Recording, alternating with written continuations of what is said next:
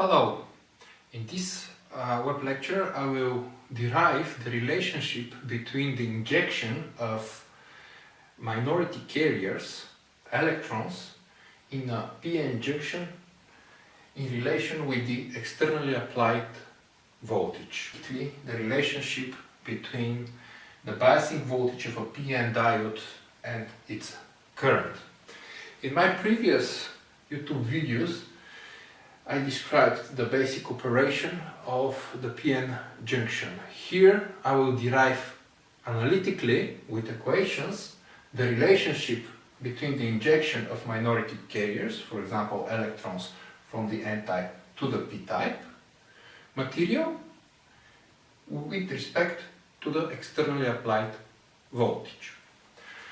So in this diagram, which you can also find in my previous videos, we have the p-n junction. What happens in a p-n junction when we connect an n-type material with a p-type material.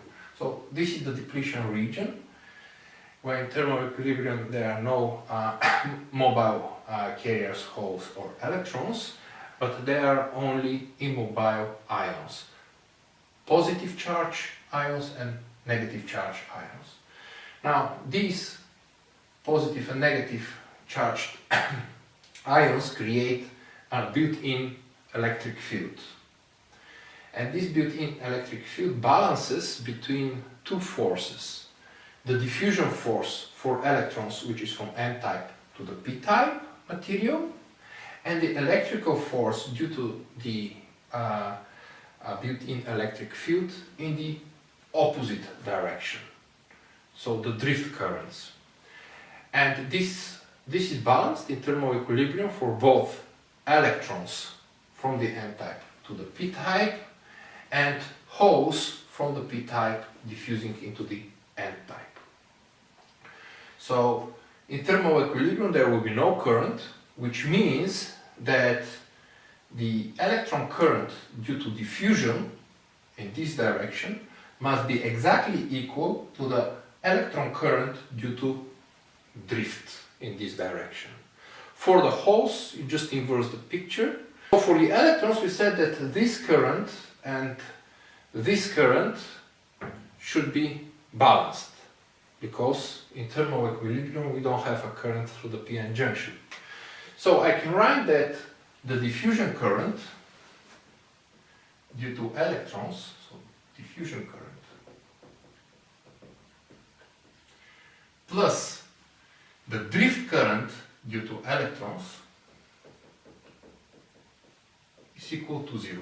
This is the condition for thermal equilibrium. Now, what is the diffusion current? It is the diffusion constant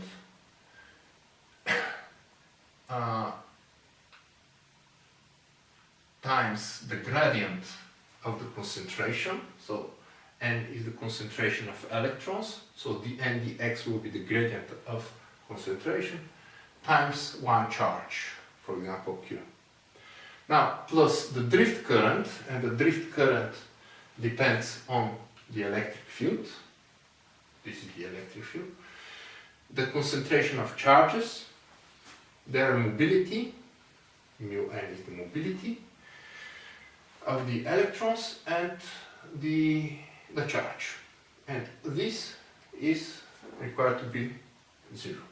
So this is the basic equation for this thermal equilibrium. I can cancel the charge, they are here, and I can express this equation for the electric field. So then I'll have that the electric field is equal, when this goes to the other side, I'll get a sign minus. Then the diffusion constant dn divided by the mobility. This comes in the denominator 1 over n. This is the concentration of electrons. And I'll have dn divided by dx. And this is it. Now, this is the expression for the built-in electric field. Here I can use the Einstein formula for the relationship between the diffusion and the energy kT, the thermal energy. And the Einstein relationship was dN divided by mu is like kT divided by Q. kT divided by Q is the thermal energy voltage, which we can write simply as the thermal voltage. So I'll substitute this expression in the place of dN divided by mu n. And then I have the expression for the electric field, for this electric field, equal to minus the thermal voltage, Vt, times 1 divided by n, 1 divided by the concentration of carriers and their gradient, dx.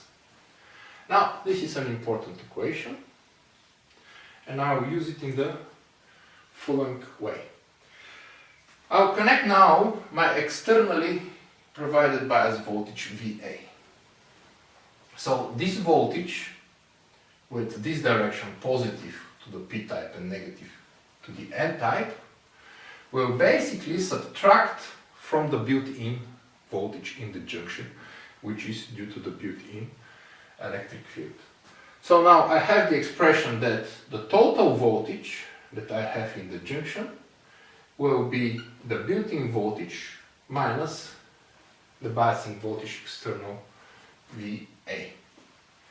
Now this voltage will be the integral of the electric field that I have here, and I have to integrate this electric field from point minus xp to xn, to this point, dx. So I'll put the expression that I derived here.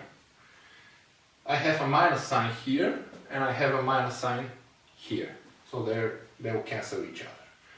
Vt is a constant, so I can put it in front of the integral. This is the thermal voltage.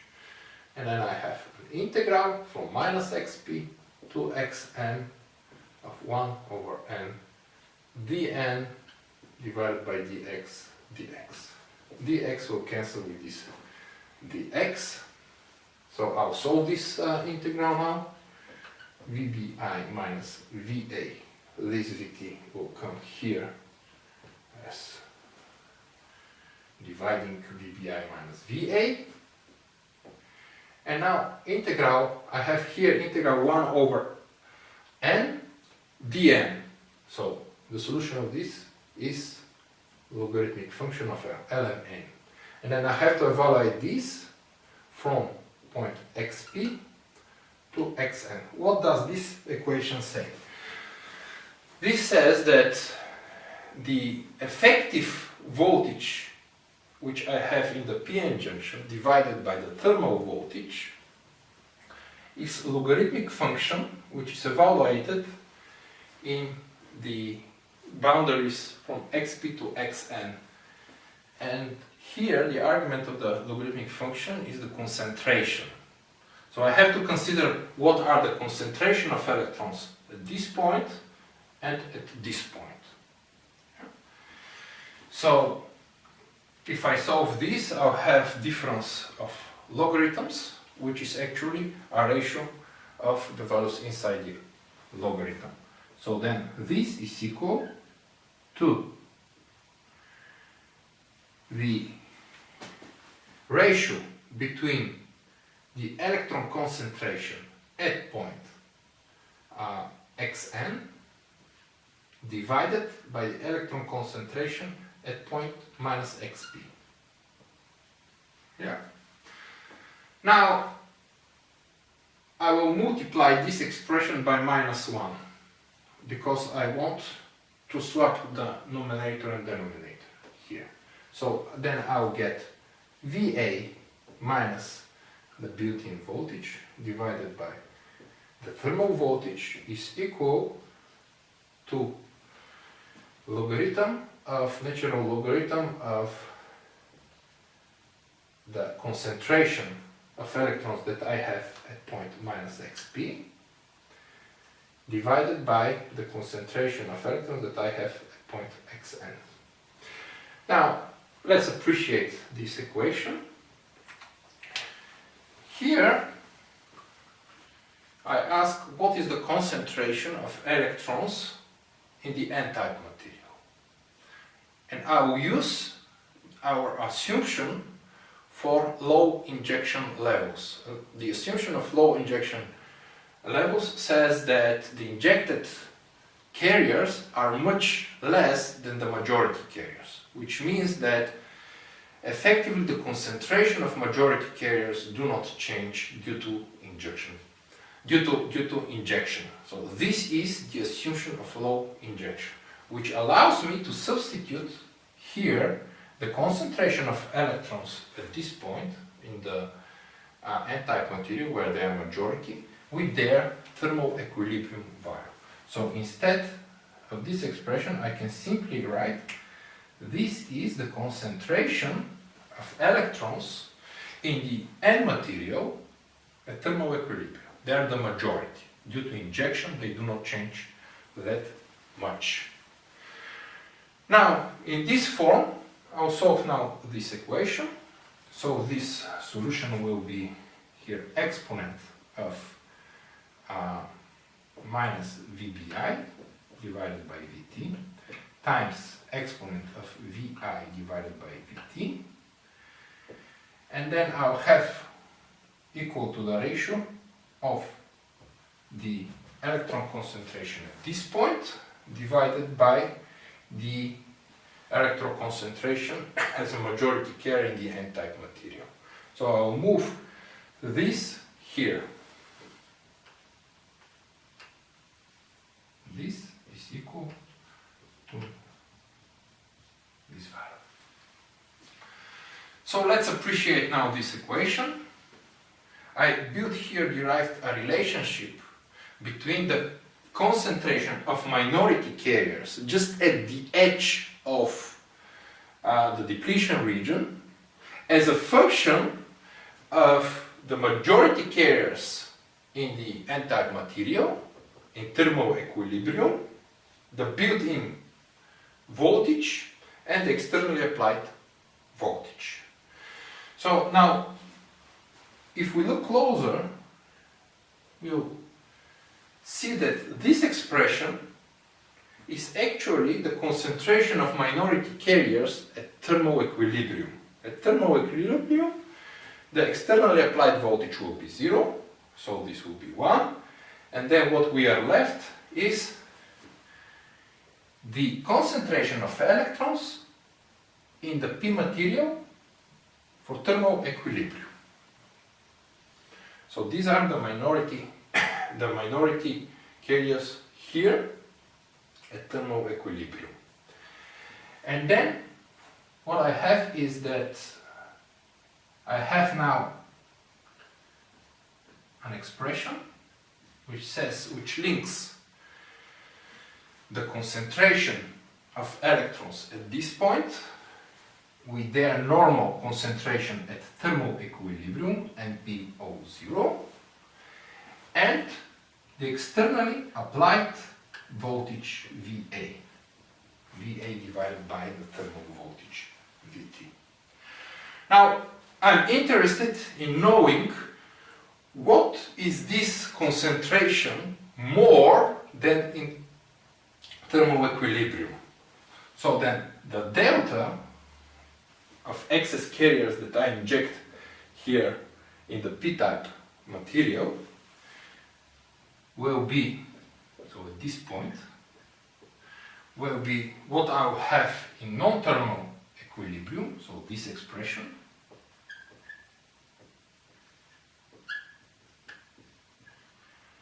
minus what I have in thermal equilibrium. So this is the delta, this is what is the difference between thermal equilibrium and non-thermal equilibrium. Yeah. And from here, now I can derive the expression that my delta injected carriers inside the pin material, electrons injected inside the pin material where they are minority carriers, is their concentration level as minority carriers in thermal equilibrium, NP equals 0, times exponent V to the power VA divided by the thermal voltage VT minus 1. Now,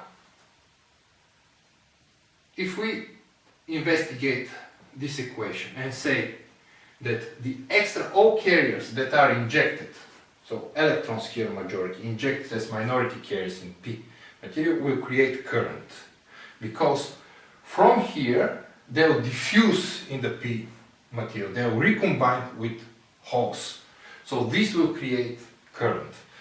The more we inject, the more current we create. So exponentially injecting more minority carriers in the p-type material will lead to exponentially increasing the current that we move electrons, because we move electrons from the N material to the P material. So the current with respect to the externally applied voltage for positive voltages will increase exponentially. And this you see from this term. Now, if we go for thermal equilibrium, this VA is 0, so this is 1 minus 1 will be 0, so we'll have 0 current. We are at thermal equilibrium. If we go for negative voltages VA, we're in reverse biased mode, and then we'll saturate, so this exponent will become smaller, smaller, smaller very quickly, and we'll saturate to minus NPO. And this will be the saturation current